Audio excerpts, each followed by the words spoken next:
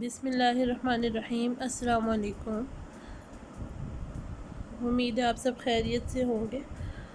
I am sorry, मैं आपसे कुछ डिले के बाद मिल रही हूँ। कुछ पर्सनल एंड जेन्युइन रीज़न की वजह से मैं जो है वो लेक्चर अपलोड नहीं कर सकी।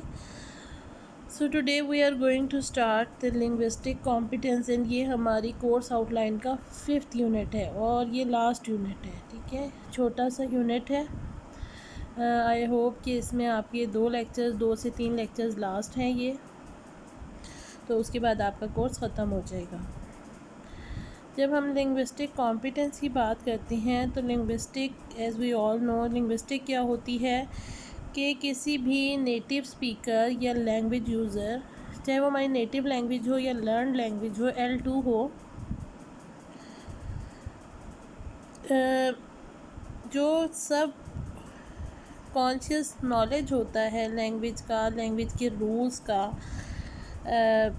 एबिलिटी होती है कि कैसे हम डिफरेंट यूनिट्स को according to the rules and regulations of that particular language use करते हैं। ठीक है, कितना एफिशिएंटली हम अपनी लैंग्वेज को यूज़ करते हैं, that is called competence. Competence का मतलब क्या होता है? To perform something efficiently, to perform something completely. ठीक है, कितना एफिशिएंटली लैंग्वेज यूज़र्स अपने लिंग्विस्टिक नॉलेज को इन कम्युनिकेशन यूज़ करते हैं, इसे हम कहते हैं कम्युनिकेटिव कॉम्पिटेंस, या इसे हम कहते हैं लिंग्विस्टिक कॉम्पिटेंस। ठीक है, तो हम इस यूनिट में लिंग्विस्टिक कॉम्पिटेंस की बात करेंगे, लिंग्विस्टिक स्किल्स की बात करेंगे और ये बात करेंगे how we can assess the linguistic skills and how we can teach these linguistic skills to the language users. Introduction. In order to master a language, we need to understand their native speakers and also to make ourselves understood. ठीक है, किसी भी language की जब हम कहते हैं कि इस लैंग्वेज पर हमें अबूर हासिल है, हमारी नेटिव लैंग्वेज हो या हमारी लर्न लैंग्वेज हो, जब हम ये बात करते हैं, कोई आपसे ये पूछता है कि आप कितनी लैंग्वेजेस जानते हैं, ठीक है, या आपको आती हैं, तो उसमें इम्पॉर्टेंट क्या है? हम उसी लैंग्वेज को कहते हैं कि ये हम इसमें मास्टर हैं या ये हमें आती है, कि जब हम उस लैंग्वेज के नेटिव स्पीकर्स को वो हमसे बात करें या कम्युनिकेट करें तो हम उसे समझ सकें। ठीक है, और हम उसके नेटिव स्पीकर से बात करें तो हम उसे अपनी बात समझा सकें। अगर हम कहते हैं हमें अरेबिक लैंग्वेज आती है तो उसका बेसिकली कॉम्पिटेंस या मास्टरी लेवल क्या होगा कि आप अरबी सुनने वाले, बोलने वाले से अरबी जब बात करें तो आप समझ सकें और अपनी बात उसे समझा सकें, तो हम कहते हैं कि आपको अरेबिक लैंग्वेज आती है। It involves being able to encode oral और रिटन मैसेजेस। अब क्या 2 चीज़ें इसमें आती हैं कि ओरल एंड रिटन मैसेजेस को आप जो है वो समझ सकें, and to decode oral and written messages, जिसमें आपकी लिसनिंग और रीडिंग आ जाएगी। ठीक है, कि जब हम बोलते हैं या हम लिखते हैं, जब हम कोई चीज़ एक्सप्रेस करना चाहते हैं तो हम बेसिकली क्या करते हैं? एनकोड करते हैं अपने मैसेज को उस पर्टिकुलर लैंग्वेज के सिंबल में according to the rules of that particular language. जब आप कुछ बोलना चाहते हैं तो बेसिकली आप क्या करते हैं कि आप वर्ड्स को, वोकैबलरी को सेंटेंसेस की फॉर्म में उस लैंग्वेज के रूल्स फॉलो करते हुए एनकोड करते हैं अपना मैसेज। और जब कोई सुनने वाला है, जो लिसनिंग कर रहा है, बेसिकली वो क्या करता है? वो डी कोड करता है उस पर्टिकुलर मैसेज को, और डी कोड करने के बाद उसे अंडरस्टैंड करता है या रिसीव करता है। तो चारों चीज़ें इम्पॉर्टेंट हैं कि आप ओरल और रिटन मैसेजेस को जो है वो एनकोड कर सकें और ओरल और रिटन मैसेजेस को डी कोड कर सकें। तो 4 बेसिकली स्किल्स इसमें speaking, writing, listening and reading involve होती हैं किसी भी लैंग्वेज को मास्टर करने में। But even so we will not be able to communicate efficiently if we do not acquire a basic communicative competence. अब उसने कहा अगर हम ये दोनों चीज़ें कर भी सकते हैं, लेकिन अगर हम उस लैंग्वेज कि एफिशिएंट कम्युनिकेशन नहीं कर सकते, एफिशिएंटली कम्युनिकेट नहीं कर सकते। बेसिकली कम्युनिकेटिव कॉम्पिटेंस क्या है? ये डिग्री है कि किस डिग्री तक कोई भी लैंग्वेज यूज़र जो है वो अपनी बात दूसरों को बता सकता है और दूसरों की बात समझ सकता है। ठीक है, लिंग्विस्टिक नॉलेज का सिस्टम जो है इसे हम ये मेजर कर सकते हैं कि कितना कोई भी एफिशिएंटली उस लैंग्वेज में कम्युनिकेट कर सकता है, उस लैंग्वेज को यूज़ करते, क्योंकि बेसिक ऑब्जेक्टिव जो भी आपका लैंग्वेज लर्निंग का होता है या आपकी लैंग्वेज यूजेज का होता है, वो क्या होता है कि वो use speech and language system for communicative purpose, कि हम जब सोशली कम्युनिकेट करने के काबिल होते हैं उस लैंग्वेज में, हमारा अल्टीमेट गोल यही होता है। सूरत वो कोई भी हो सकती है। ठीक है, राइटर जो है वो जब लिखता है तो वो किस लिए लिखता है? कि वो अपना मैसेज जो है वो एक्सप्रेस कर सके। रीडर किस लिए पढ़ता है? कि वो राइटर का मैसेज जो है उसको अंडरस्टैंड कर सके। सिमिलरली स्पीकर जब बोलता है तो क्यों बोलता है? कि वो अपना मैसेज लोगों तक कन्वे कर सके। और लिसनर जब सुनता है तो किस लिए सुनता है? कि वो स्पीकर का मैसेज जो है वो रिसीव कर सके। तो ये टू वे प्रोसेस जो कम्युनिकेशन का होता है कितना सक्सेसफुल है, कितना एफिशिएंट है, कितना फंक्शनल है, ये कहलाती है आपकी कम्युनिकेटिव कॉम्पिटेंस। अब आ जाते हैं development of the linguistic skills. Learning a language has a practical objective, और वो प्रैक्टिकल ऑब्जेक्टिव क्या है? कि to be able to communicate.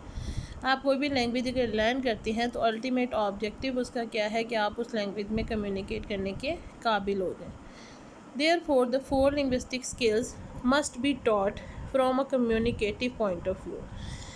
ठीक है, अब ये 4 बेसिक स्किल्स जिनकी हमने पीछे ही बात की और आगे भी हम इन 4 स्किल्स की ही बात करेंगे। ये बेसिक 4 स्किल्स हैं जो कम्युनिकेटिव स्किल्स कहलाती हैं, लिंग्विस्टिक स्किल्स कहलाती हैं। इनको कम्युनिकेटिव पॉइंट ऑफ व्यू से पढ़ाना चाहिए। ठीक है, बाज़ दफ़ा ऐसा होता है हम इंग्लिश लैंग्वेज जो है वो लिख सकते हैं या इंग्लिश लैंग्वेज पढ़ सकते हैं, हम में से बहुत से लोग, बट उस लैंग्वेज में कम्युनिकेट नहीं कर सकते।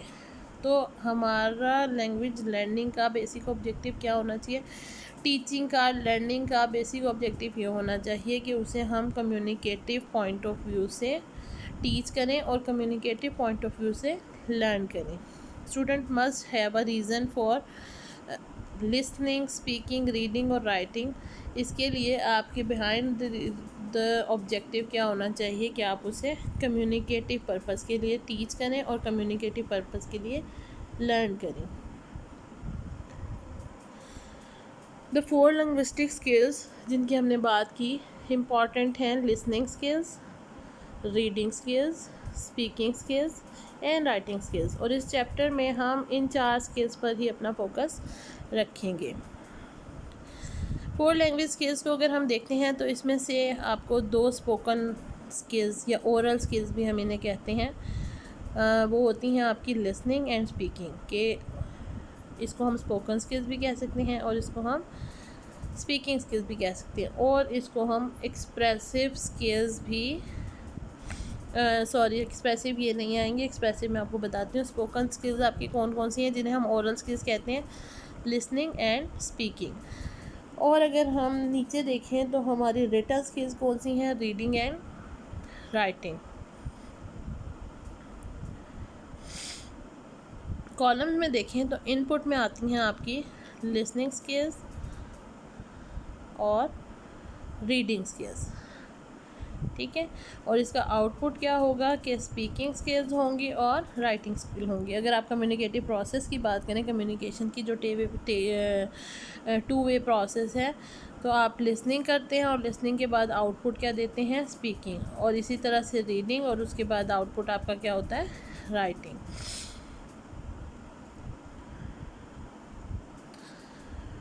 Oral skills. अब सबसे पहले हम आ जाते हैं हमारी ओरल स्किल्स। कौन कौन सी 2 ओरल स्किल्स हैं यहाँ आप देख सकते हैं। स्पोकन या ओरल स्किल्स में आ जाती है आपकी listening and speaking. Characteristics of oral skills क्या हैं? Speech is dynamic,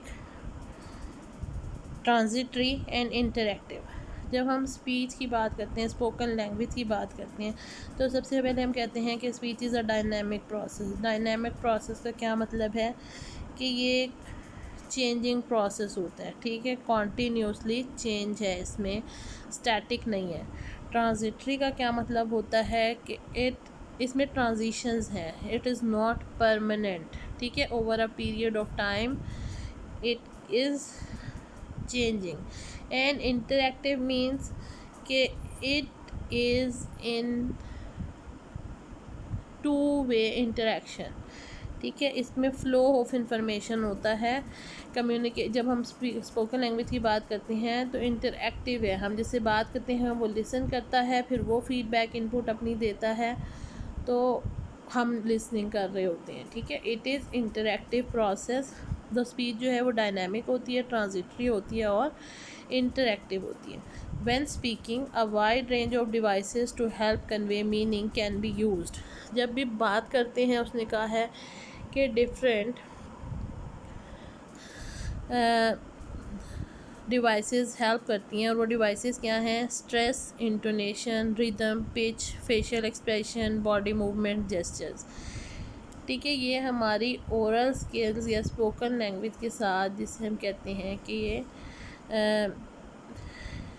extra linguistic या मेटा लिंग्विस्टिक फीचर्स हैं हमारे, कि ये हमें हेल्प कर रहे होते हैं, ठीक है, आपके मीनिंग कन्वे करने में और मीनिंग एक्सप्रेस करने में, दोनों में आपके stress, pauses, intonation, pitch of the voice, facial expression, gestures, ये आपके हेल्प करते हैं। These elements are related to non verbal language and they have a key role in the reception and production of oral skills. अब आप देखें कि basically ये non verbal है, एक हमारा वर्बल मैसेज होता है और एक उसके साथ हम नॉन वर्बल क्यूज़ यूज़ करते हैं, नॉन वर्बल लिंग्विस्टिक्स यूज़ करते हैं, ठीक है। लेकिन जब वो जो है वो इम्पॉर्टेंट अहमियत के हामिल होते हैं कि आपका मैसेज जो, फॉर एग्ज़ाम्पल आपकी जो पिच है, हमने पढ़ी थी डिफरेंट पिच की, जब आप ऑर्डर करते हैं तो आप राइजिंग पिच पे बात करते हैं, जब आप रिक्वेस्ट करते हैं तो आप फॉलिंग पिच पे बात करते हैं, ठीक है। तो हमारी ये सब चीज़ें जो है वो इन्वॉल्व होती हैं, वो एक मैसेज कन्वे कर रही होती हैं। हमने जिस चीज़ को ज़्यादा स्ट्रेस करना होता है, फोकस करना होता है, वहाँ हम स्ट्रेस देते हैं। हमारी इंटोनेशन जो है, इंटोनेशनल पैटर्न्स, वो भी एक मीनिंग कन्वे कर रहे होते हैं।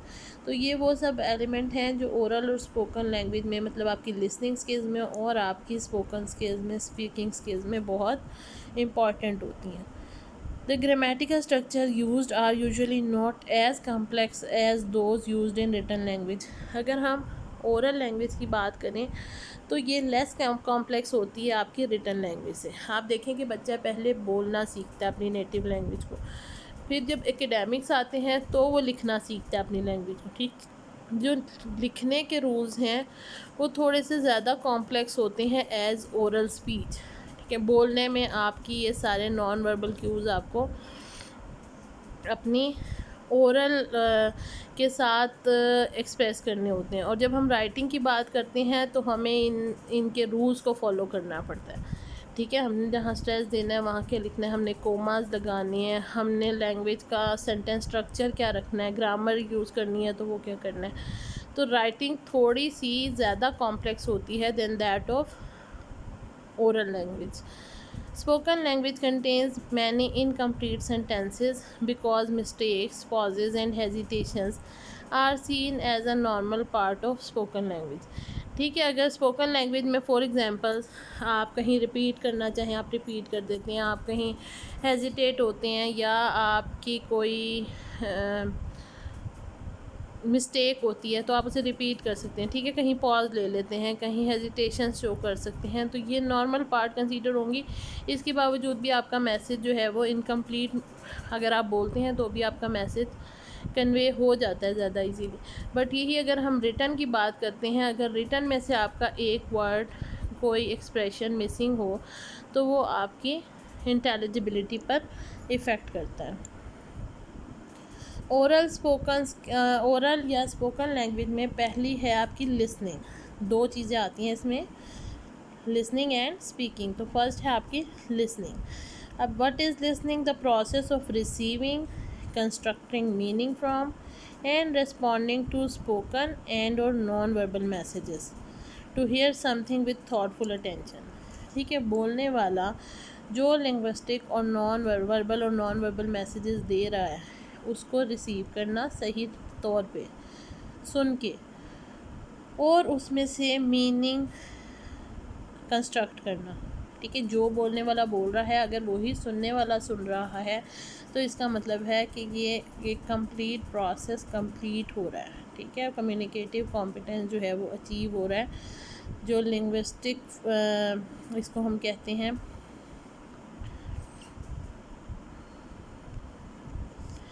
एक आपका होता है कम्युनिकेटिव कॉम्पिटेंस और इसके साथ हम कहते हैं कि लिंग्विस्टिक परफॉर्मेंस जो है वो ठीक है, अचीव हो रही है। ठीक है, कि जब आप थॉटफुल अटेंशन के साथ सब कुछ सुनते हैं उसके मीनिंग जो है वो एक्सट्रैक्ट कर लेते हैं, जो बोलने वाला बोल रहा है आप एग्जैक्टली वही मीनिंग रिसीव करते हैं, तो इसको हम कहते हैं listening. Listening comprehension is the receptive skills. आपके पास एक एक्सप्रेसिव स्किल्स होती हैं और एक रिसेप्टिव स्किल्स होती हैं। अगर हम लिसनिंग की बात करते हैं या रीडिंग की बात करते हैं तो ये आपकी रिसेप्शन है कि आप जो मैसेज आपको दिया जा रहा है उसको आप रिसीव कर रहे हैं। और इसी तरह से अगर हम स्पीकिंग की बात करते हैं या हम रीडिंग की बात करते हैं तो क्या कहते हैं कि ये आपकी एक्सप्रेसिव स्किल्स हैं, प्रोडक्टिव स्किल्स हैं कि आप या राइट करते हो या आप बोलते हो for the listener and for the readers. तो listening comprehension is the receptive skills. Listening means to understand what we hear. Listening का मतलब क्या, अब हियरिंग क्या है कि आपने कोई चीज़ सुनी है, वो एक अलग चीज़ है। बट लिसनिंग मीन कि जो आपने जो बताना चाहा जा रहा है आपने वही सुना है, तो इसको हम कहते हैं लिसनिंग। 2 टाइप्स ऑफ लिसनिंग हो सकती हैं, एक इंटरेक्टिव लिसनिंग होती है और एक नॉन इंटरेक्टिव लिसनिंग होती है। फॉर एग्ज़ाम्पल, आप किसी से फ़ोन पर बात कर रहे हैं या आप किसी से फ़ेस टू फेस कन्वर्सेशन कर रहे हैं या इस वक्त आप लेक्चर ले रहे हैं, तो इसमें फ़र्क है। ठीक है, इस वक्त मैं बोल रही हूँ और आप इसको सिर्फ सुन रहे हैं, आप इंटरेक्शन नहीं दे सकते। लेकिन यही अगर मैं जूम मीटिंग पर आपसे बात कर रही हूँ और आप भी मुझे अपना इनपुट दे सकेंगे, फ़ीडबैक दे सकेंगे और सुनने के बाद, तो उसको हम कहते हैं इंटरैक्टिव। ठीक है, when we have a chance to speak during the conversation, तो वो हम कहते हैं कि इंटरैक्टिव लिसनिंग है। ठीक है, जैसे कॉल्स है, डिस्कशन है और फेस टू फेस कन्वर्सेशन है। और नॉन इंटरैक्टिव का क्या मतलब है, we don't have a chance to speak. जैसे हम टीवी देखते हैं, हम फिल्म देखते हैं और हम कोई रिकॉर्डिंग सुनते हैं या हम कोई रेडियो सुनते हैं, तो that is non interactive listening.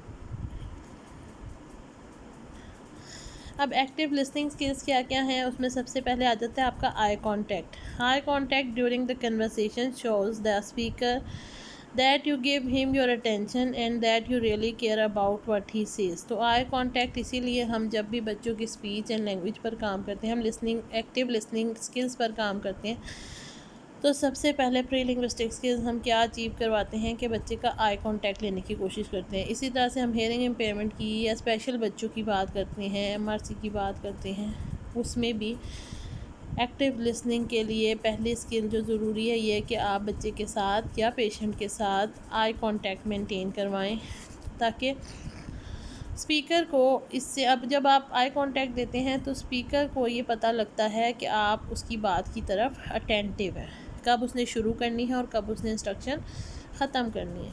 फिर आ जाते हैं avoid body gestures. Body gestures and language are a whole science. No body gestures tell the speaker whether you listen carefully और नॉट। अब मैं आपसे बात कर रही हूँ और आप उस पर कोई जेस्चर ही नहीं दे रहे, तो स्पीकर को ये नहीं पता लगेगा कि यू आर लिसनिंग और you are not listening. Show that you are listening. Use facial expressions such as smile, note your posture, encourage the speaker to share and to continue। ठीक है, लिसनर जो है वो अपने बॉडी जेस्चर से और अपने फेशियल एक्सप्रेशन से ये शो करता है कि वो किस हद तक बात को सुन रहा है, और ये भी आप समझ सकते हैं कि उन्हें कितनी समझ आ रही है। ठीक है, कोई लेक्चरर लेक्चर दे रहा है और ब्लैंक फेस के साथ स्टूडेंट बैठे हुए हैं, तो उसे पता लग जाएगा कि इनके फेशियल एक्सप्रेशंस और इनकी बॉडी जेस्चर से पता लग जाएगा, या ये पता लगेगा कि बहुत अच्छा लिसनिंग हो रही है, और ये भी पता लग जाता है कि कितना बिल्कुल कोई जो है वो एक्टिव लिसनिंग नहीं हो रही है या कुछ समझ नहीं आ रहा है व्हाटसोएवर, ठीक है। और avoid distractions, there are so many examples of distractions such as our thoughts, mobile phones, gadgets, music, side activities, other people and more. Learn to avoid these distractions otherwise they can destroy your conversation. अब आजकल अगर देखा जाए तो जब भी कोई किसी से बात कर रहा होता है तो दूसरा बंदा अपने मोबाइल में बिज़ी है, ठीक है, या बात के दरमियान में उसकी टोन जो है बीप हुई है और वो मोबाइल पे बिज़ी हो गया, तो ये एनवायरमेंटल जेस्चर्स होते हैं। सम टाइम अब इर्द गिर्द बहुत सारी एक्टिविटी चल रही है तो भी बच्चे क्या करते हैं कि वो दूसरी तरफ मुतवज्जह हो जाते हैं। कुछ इंटरनल डिस्ट्रैक्शंस भी होती हैं, ठीक है, कि या तो आपका दिमाग कहीं और है, आप दूसरे की बात को परसीव ही नहीं कर पा रहे हो, आप अपने थिंकिंग प्रोसेस में हो, या अपने किसी मूड में हो, या अपने किसी एंगर में हो, ठीक है। तो there can be external and internal distractions. और अगर आप स्पीच थेरेपी की बात करते हैं या हम बच्चों की बात करते हैं कि क्लिनिक में, तो हम इसीलिए डिस्ट्रैक्शंस को रिमूव करते हैं ताकि एक्टिव लिसनिंग जो है वो नॉइस है। कोई बच्चा खिड़की के पास बैठा है तो उसको बाहर के व्यूज़ कुछ ऐसे मिल रहे हैं जहाँ डिस्ट्रैक्शन हैं, तो आपने ये सब मैनेज करना है ताकि बच्चा जो है वो एक्टिव लिसनिंग डेवलप कर सके और वो डिस्ट्रैक्ट ना हो। Giving feedback, ask questions to clarify certain points, tell your opinion, summarise the speaker's comments, ठीक है। अब बच्चों से फ़ीडबैक लेना भी इसीलिए ज़रूरत है जब हम टीच कर रहे होते हैं एक्टिव लिसनिंग स्किल्स और स्पीकिंग स्किल्स। तो आपकी बात समझ आई है या नहीं आई, अगर वो ये जैसा दे रहा है आपकी समझ आई है तो आप कोई एक पॉइंट उससे पूछ सकते हैं, कोई फ़ीडबैक ले सकते हैं, ठीक है, कि अभी मैंने क्या कहा था, इंस्ट्रक्शन आपको समझ आई है तो मैंने क्या कहा उसे रिपीट करवा दें। तो फ़ीडबैक से भी आपको पता लग जाता है कि कितना लिसनर जो है वो एक्टिवली लिसनिंग का है, उसकी एक्टिव लिसनिंग कितनी है, और स्पीकर को अपनी एफिशिएंट कम्युनिकेशन का भी पता लगता है। Listening allows you to learn, to have relationships, to plan, to develop, to be the part of something, to create, to think and much more. मतलब active listening is the core. आपकी जो जिस आप देखें जब तक बच्चे की लिसनिंग नहीं होगी लैंग्वेज लर्निंग नहीं होगी। हम ये बात करते हैं कि बच्चा सुन के सीखता है, जितने लैंग्वेज के रूल्स हैं, जितनी वोकेबलरी है वो एक्टिव लिसनिंग से ही आती है। तो in speech and language development listening जो है ना वो की रोल प्ले कर रही है। जब तक एक्टिव लिसनिंग नहीं होगी तो स्पीकिंग जो है वो डेवलप होना मुश्किल है। फिर आ जाती है speaking skills. What are speaking skills? Second skills हैं आपकी स्पीकिंग स्किल्स, और ये भी हमारी ओरल या स्पोकन स्किल्स में आती हैं। Ability to convey one's message और information verbally in a proper and suitable manner, ठीक है, जो कुछ आप बोल के अपना मैसेज, अपने आइडियाज़, अपनी थॉट्स, अपनी नीड्स किसी को एक्सप्रेस करना चाहते हैं उसे हम कहते हैं speaking skills. Ability to express oneself clearly in front of others, के स्पीकर अपने लिसनर्स को क्लियरली अपना मैसेज पहुंचा सके, अपने आप को एक्सप्रेस कर सके।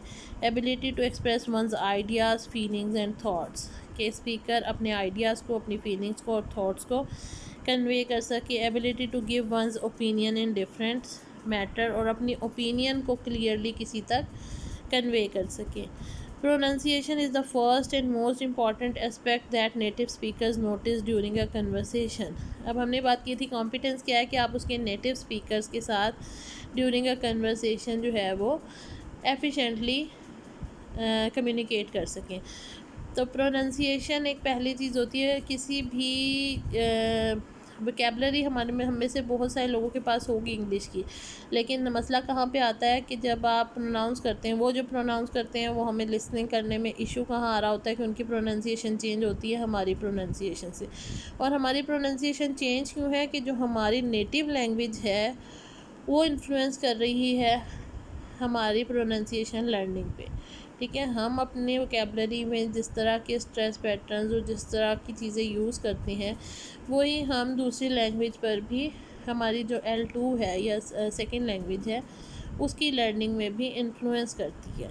तो प्रोनाउंसिएशन जो है वो फर्स्ट इंपॉर्टेंट थिंग है। Knowing grammar and vocabulary is important but useless if the speaker is unable to pronounce the structures और वर्ड्स करेक्टली। अब हम में से बहुत से लोगों को इंग्लिश की जो है वो ग्रामर आती है, वोकेबलरी आती है, लिखना पढ़ना आता है। स्पीकिंग में प्रॉब्लम क्यों होती है?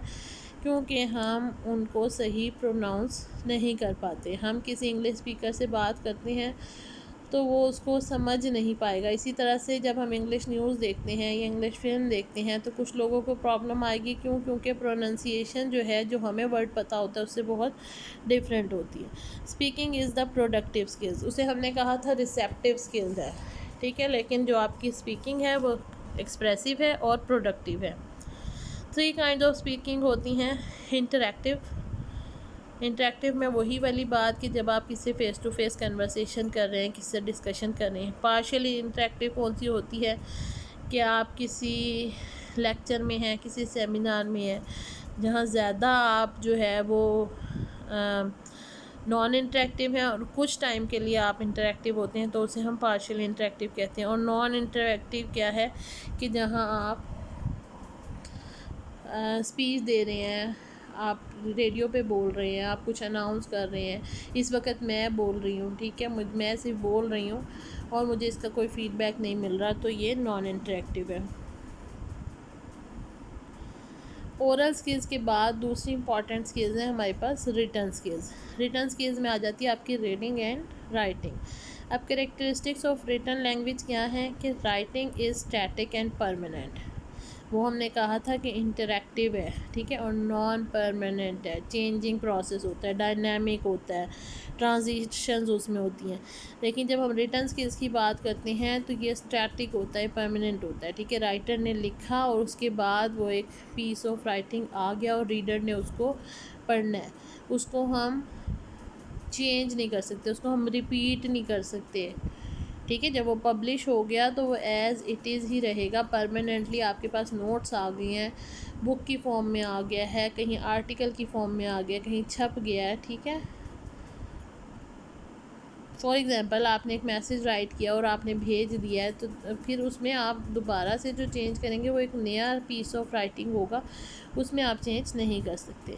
This allows more time for its preparation and promotes careful organisation. इसीलिए कहते हैं कि थोड़ा सा राइटिंग जो है वो स्पोकन से कॉम्प्लेक्स है, कि उसमें ज़्यादा केयरफुल ऑर्गेनाइजेशन की ज़रूरत होती है, ज़्यादा प्रिपरेशन की ज़रूरत होती है। Writing has unique graphic features. Graphic features क्या हैं कि आप जो है राइटिंग में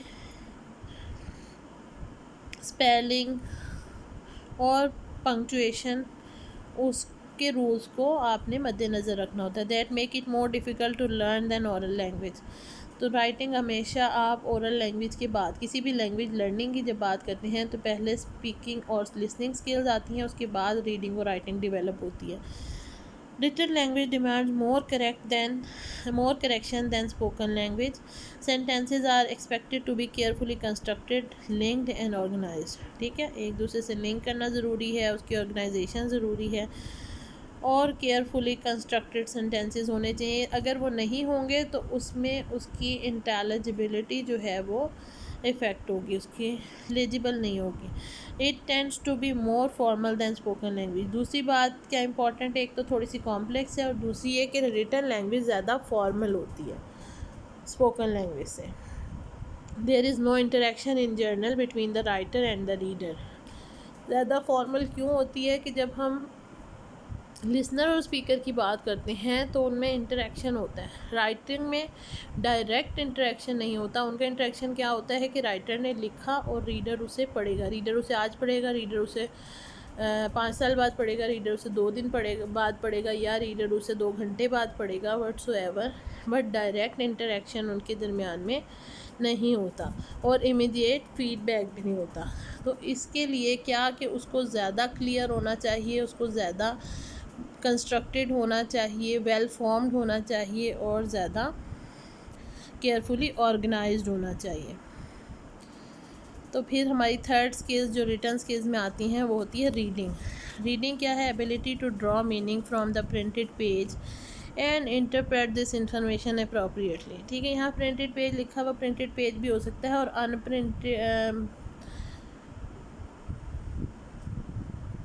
हैंड रिटन की कोई बस कोई भी चीज़ जो कि लिखी हुई फॉर्म में है उसको पढ़ना और उससे मीनिंग को एब्स्ट्रैक्ट करना या कंस्ट्रक्ट करना, ये होती है आपकी ability of reading.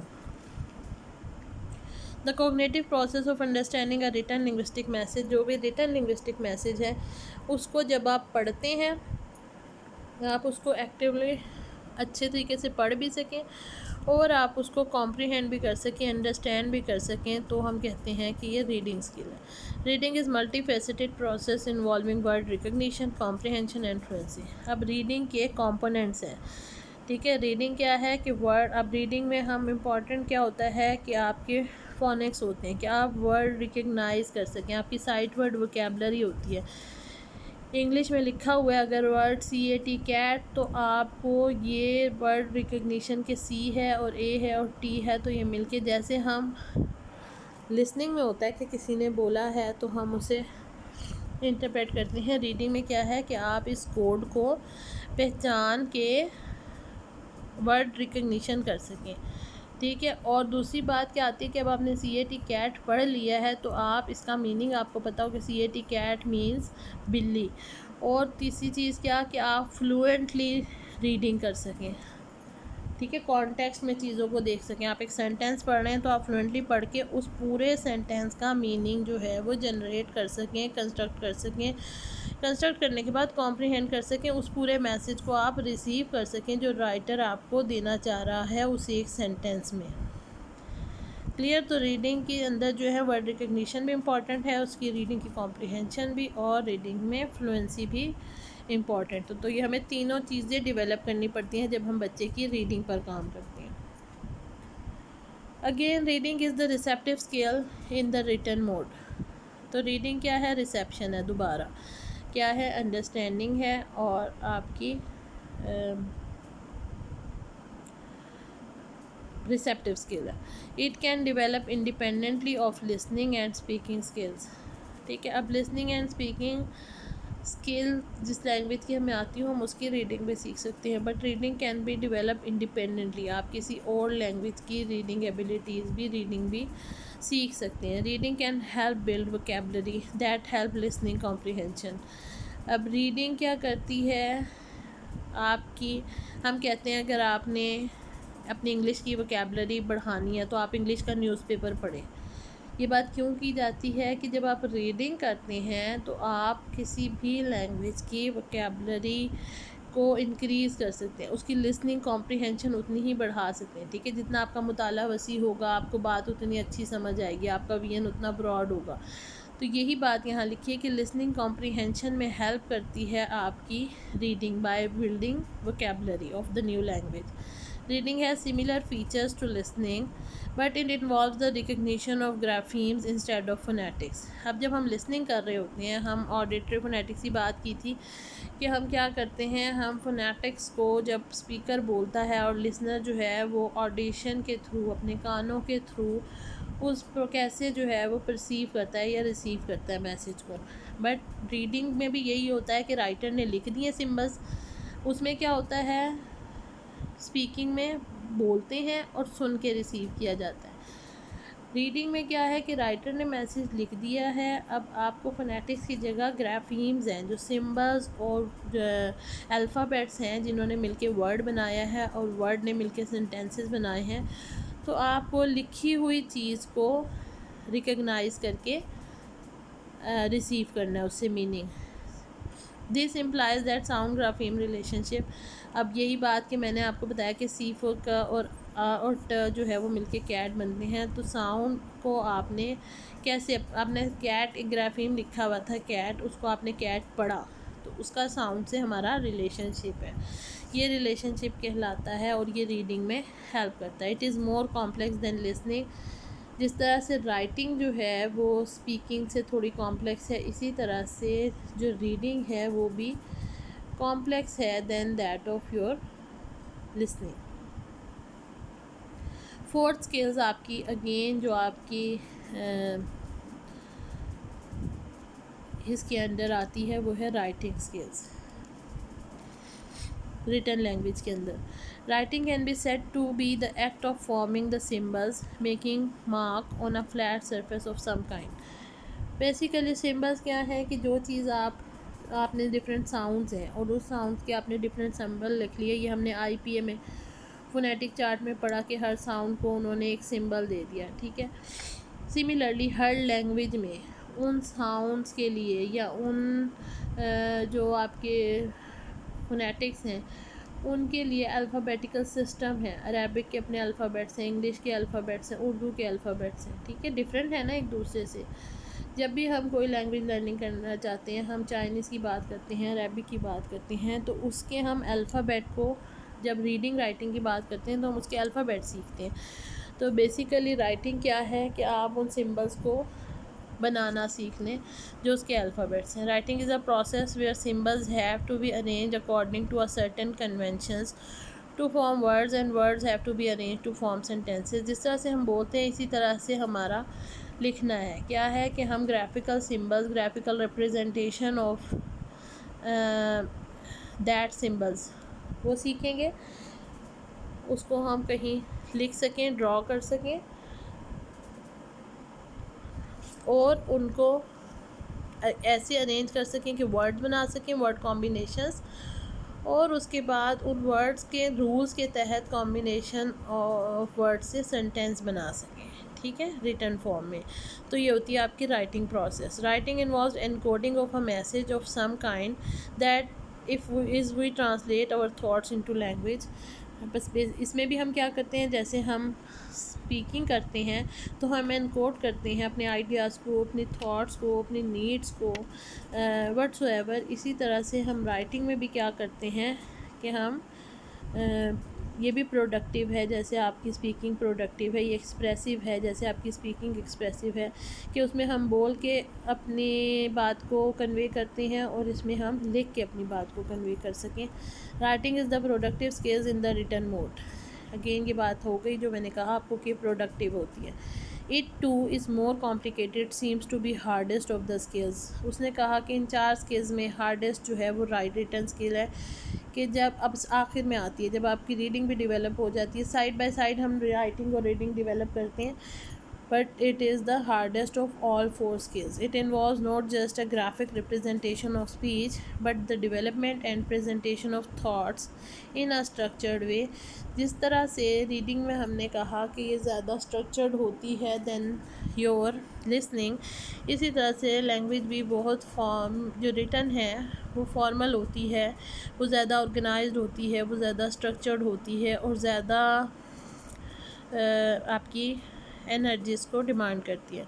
Good writing conveys a meaningful message. अब इसमें फ्री राइटिंग भी होती है और प्रोसेस राइटिंग भी होती है। Free for collecting ideas and process for polishing writing piece. अब फ्री राइटिंग तो ये है ना कि आप बस लिख देते हैं कोई भी मैसेज, और प्रोसेसिंग का मतलब यही है कि उसे आप मोर जो है अपने लिखे हुए पैटर्न को ज़्यादा पॉलिश करें, ज़्यादा प्रेजेंटेबल बनाएं, आप ज़्यादा स्ट्रक्चर्ड बनाएं और ज़्यादा ऑर्गेनाइजेबल बनाएं, जिसमें हमारा लिटरेचर वगैरह आ जाता है, ठीक है। फ्री राइटिंग जस्ट है कि आपने कोई नोटिस, कोई आपने नोटिस लगाना है या आपने कोई बात कन्वे करनी है या हम जनरल टेक्स्ट करते हैं, फ्री राइटिंग्स है ना, हम जो कहना चाहते हैं किसी को कन्वे करना। और फॉर्मल राइटिंग्स आ जाती हैं आपकी, जैसे हम ये देखते हैं प्रोसेस राइटिंग में कि लेटर लिखने का क्या तरीका है, एप्लीकेशन लिखने का क्या तरीका है, उसकी जो भी डिमांड्स आती हैं।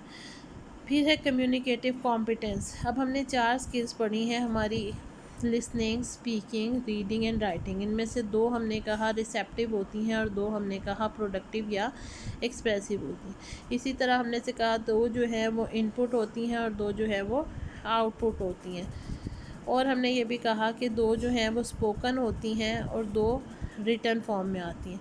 तो ये चारों हमने पढ़ ली। द कम्युनिकेटिव कॉम्पिटेंस क्या है?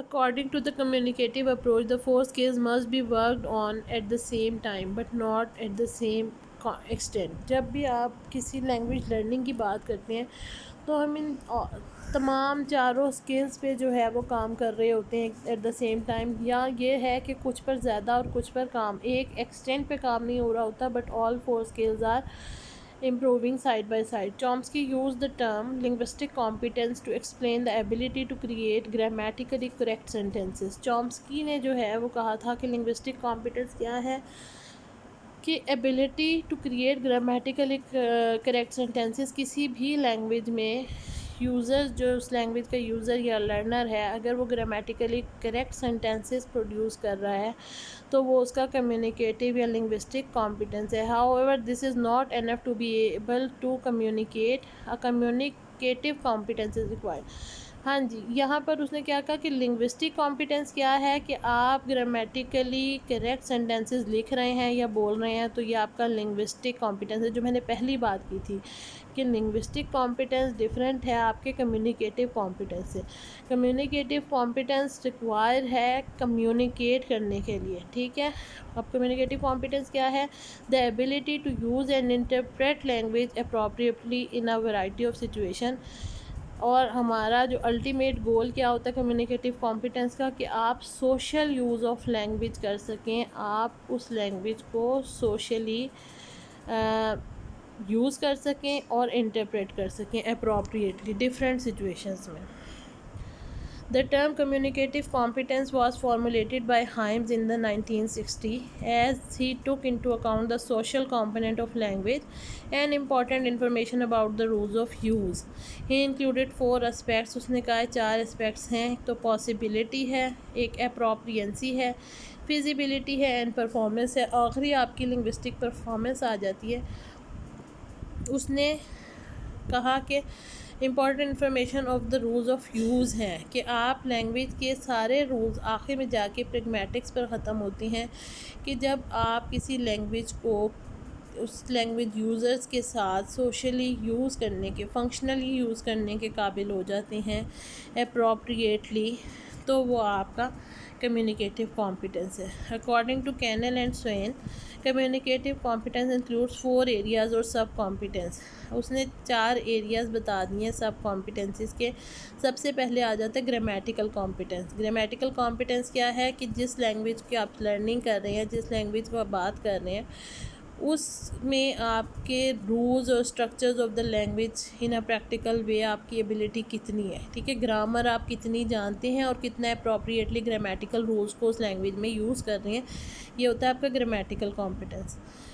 He's had discursive competence, the ability to relate and combine grammatical forms in order to achieve coherent texts, ठीक है। आप किसी भी टेक्स्ट में, लिटरेचर में, डिस्कोर्स में, लैंग्वेज में आप ग्रामेटिकल फॉर्म्स को कंबाइन कर सकें, रिलेट कर सकें कोहेरेंट टेक्स्ट के साथ, तो ये आपकी डिस्कर्सिव कॉम्पिटेंस कहलाता है।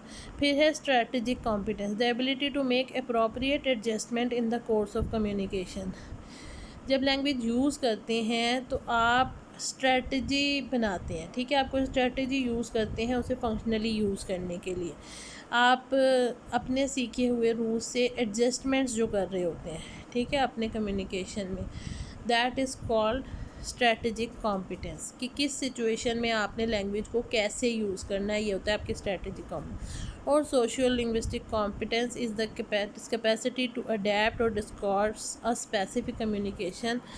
आखिर आ जाता है आपका कि सोशियो लिंग्विस्टिक यूज़ आपका, आप डिफरेंट सोशल कॉन्टेक्स्ट में, डिफरेंट सिचुएशंस में, डिफरेंट डिस्कोर्स में, डिफरेंट कम्युनिकेशंस में अपनी लैंग्वेज को कैसे अडेप्ट करते हैं, ठीक है। अपने आप को कैसे अडेप्ट करके कॉम्पिटेंस या अपनी लिंग्विस्टिक परफॉर्मेंस को अचीव करते हैं, ये आ जाता है आपका socio linguistic competence. This is all about communicative competence. Next है आपका lecture about the assessment and teaching of these 4 skills. तो इंशाल्लाह नेक्स्ट लेक्चर में आपसे मुलाकात होगी। इसमें आपको अगर कोई प्रॉब्लम हो तो आप मुझसे व्हाट्सएप पे भी डिस्कस कर सकते हैं और आप मुझे मैसेज भी कर सकते हैं इंशाल्लाह। टिल देन टेक केयर, अल्लाह हाफिज़ एंड फ़ी अमानिल्लाह।